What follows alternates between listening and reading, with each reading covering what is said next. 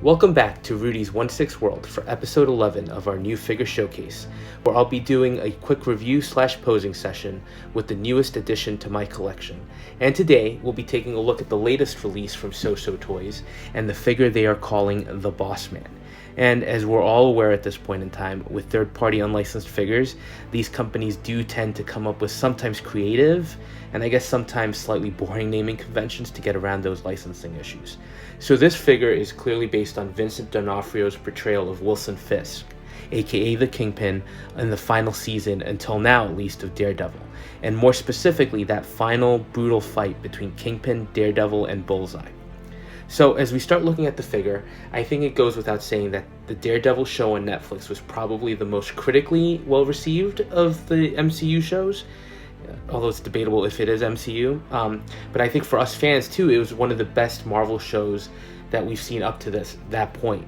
And the final season of Daredevil left us wanting more, and at least on a plus side, it did end on a huge high note.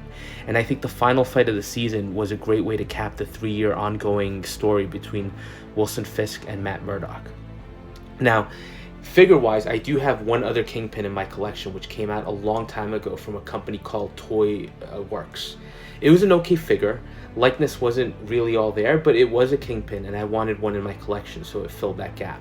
And I do still have him, and I'm still planning on keeping him. He's very much a Season 1 based Fisk.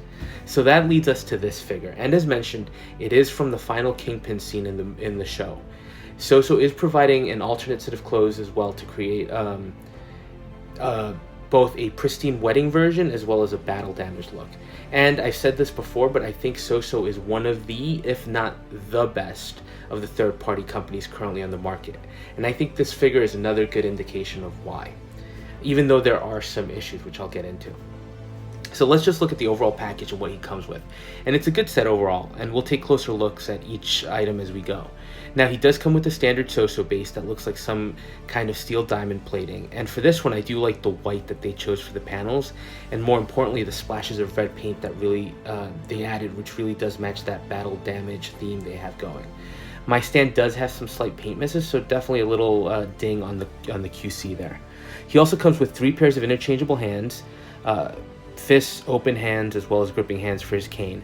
They're all nicely painted with bruising around the knuckles, although I do have to say the fingertips do look a little soft, like just blended plastic. The other main accessory here is the cane. Now, I don't recall if he actually had the cane on the show, although it is something that, from a comic perspective, was always associated with the character. Now, it's painted black with some gold at the midsection at the tip where you have a diamond-looking plastic piece. It's okay, but I do have to admit that the gold in the middle of the cane looks a little bit sloppy. The other thing the figure comes with is an alternate vest and shirt that are all blood splattered to let us create that alternate battle damage look. Both are identical in terms of tailoring to what Fisk is already wearing, so we'll get deeper into things when we look at the figure. But it looks good, along with the best accessory, which is the alternate head sculpt. But before looking at that, let's start with the base sculpt. And I think it's a really strong effort. The work around the eyes is amazing, as well as the overall paint apps. The texturing, the wrinkles, the facial hair shadows, it's all great. And oftentimes you look at something and it looks soft, and that isn't the case here at all. You can really see all the fine details. As far as likeness, I mean, I think it's pretty close. I don't think it's 100% there. I wish I could point out a specific thing that isn't quite right. I think the eyes might just be a smidge too far apart, and the chin might be a little too pronounced. Again, it's just my personal opinion, and I think it's still a really strong effort from them, just not 100% there.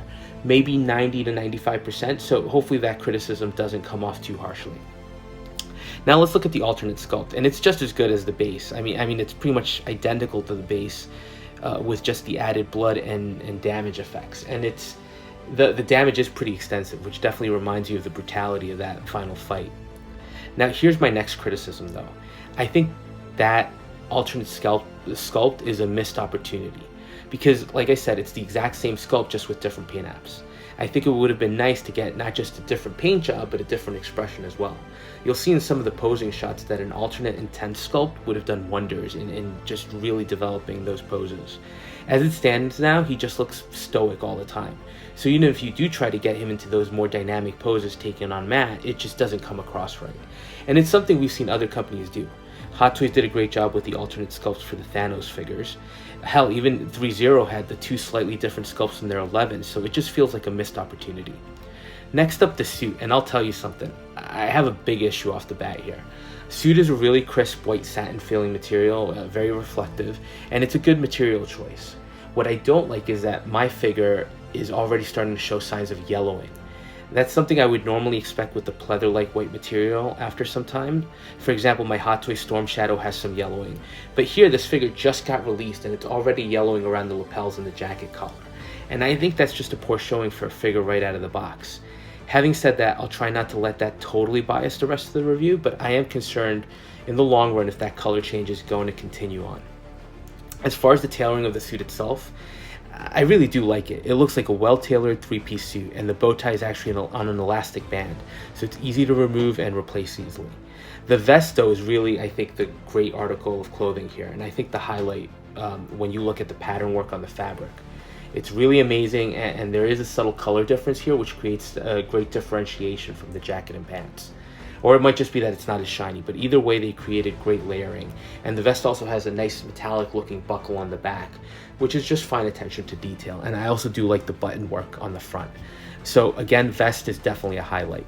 Jacket has some nice details with the single and double pocket on the front, and the rose looks great on the lapel. Although I do worry about the longevity since it's just kind of stitched in, but it does look great and pretty screen accurate. The only inaccuracy I noticed with the jacket was I'm pretty sure the lining in the show was actually black or a dark color. Here it's just pure white, so it's just one distinctive thing that I wish I had gotten right, because I think it would have had that nice subtle color difference. Pants are pretty straightforward, and the shoes also look nice, and they're extremely shiny, which makes them look like patent white leather. Again, for me, there is a slight negative here, with the inner portion of his right shoe being all scuffed up. Just seems like there were some quality control deficiencies here. And while maybe I could forgive the shoe scuff, once you combine it with the yellowing clothing and some of the paint issues on the accessories, it feels like this one has a few misses that are adding up. The other thing with the figure is that he does feel heavy. He's got a really sturdy body, and you can feel the weight on him. So the issue for me is the ankle joints are a little bit weak. He can stand on his own, but I would suggest that you be careful and patient with posing him, as he did topple over on me a couple of times, which is why you'll see him on the stand a little during this review. I just didn't want to risk him falling and damaging either the clothing or the sculpt. Also, the pegs for the hands, just be careful. It's something fairly typical, I think, with most of the Soosoo figures I own, at least the recent ones, and it's that the pegs are tight, so just be careful to not break them when you're trying to swap out the hands.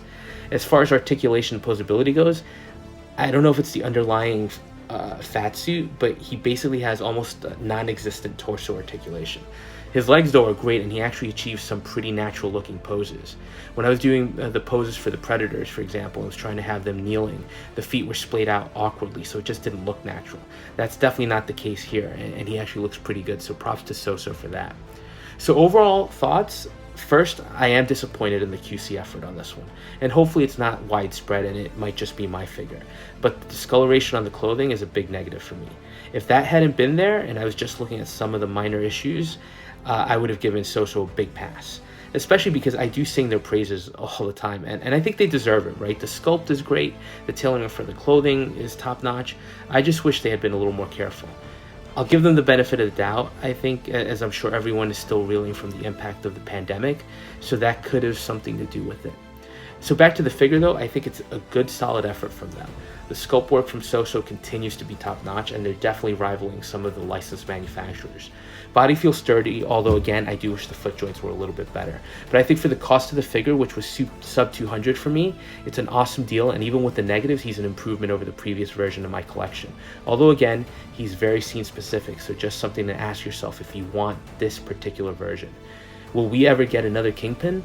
I think so. I think we've already seen him return on Hawkeye. He's supposed to be showing up in the Echo show, and of course he'll be showing up in the new Daredevil show. So I can't imagine that Hot Toys is going to pass on an opportunity to do their own version of this guy. Having said that, I think they'll focus on his future iterations, so I think this guy is safe in my collection for the moment. So other than the annoying color issue with the jacket and some of the other minor nitpicks, I'm pretty happy with him. He's not going to be a huge attention getter in the collection, I don't think, but he'll be a nice companion piece fleshing out that street level MCU section of the display. Really, the only big thing I wish Soosoo had done here was change that battle damage sculpt. They gave us that intense look with the Season 3 Daredevil, with the open mouth, clenched teeth look. It would have been great to get a similar look here for Kingpin. So what do you think? Do you think Soosoo did a good job with this? I do think it's a really solid effort, but is it solid enough to tempt you? Or is this a character you'll wait on to see if Hot Toys decides to jump in? Granted, that would be a long wait, I'm sure. Let me know your thoughts, and as always, thank you for spending a little time watching these, and if you are enjoying the content and are feeling so inclined, please like, comment, and subscribe, and we'll touch base on the next video.